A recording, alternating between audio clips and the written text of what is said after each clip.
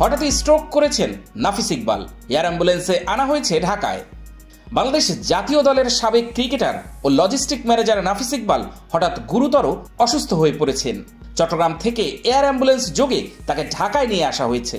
বিষয়টি নিশ্চিত করেছেন বিসিবির প্রধান চিকিৎসক দেবাশিস চৌধুরী। সর্বশেষ টি-20 বিশ্বকাপেও বাংলাদেশ দলের সঙ্গে ছিলেন নাফিস ইকবাল। বিশ্বকাপ শেষে দেশে ফেরার পর নিজ বাড়ি চট্টগ্রামে অবস্থান করছিলেন নাফিস।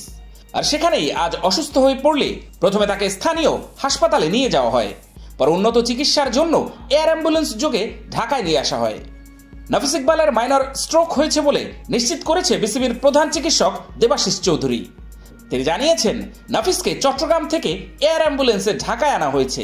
তার মাইনর স্ট্রোক হয়েছে। ঢাকায় বাংলাদেশ স্পেশালাইজড হাসপাতালে তাকে চিকিৎসা দেওয়া হবে। এর আগে নাফিসের অসুস্থতার খবর জানিয়ে চট্টগ্রামের জহুর আহমেদ চৌধুরী ক্রিকেট স্টেডিয়ামের পিচ কিউরেটর জাহিদ রেজা বাবু ফেসবুকে লিখেছিলেন, তামিম ইকবালের বড় ভাই সাবেক জাতীয় দলের খেলোয়াড় বাংলাদেশ দলের লজিস্টিক ম্যানেজার নাফিস ইকবাল অসুস্থ হয়ে হাসপাতালে ভর্তি আছেন। আল্লাহ তাআলা তাকে দ্রুত সুস্থতা দান করুক, আমিন। উল্লেখ্য, বাংলাদেশ ক্রিকেট দলের সাবেক অধিনায়ক আকরাম খানের ভাইয়ের ছেলে এবং জাতীয় দলের আরেক সাবেক অধিনায়ক তামিম ইকবালের বড় ভাই নাফিস ইকবাল।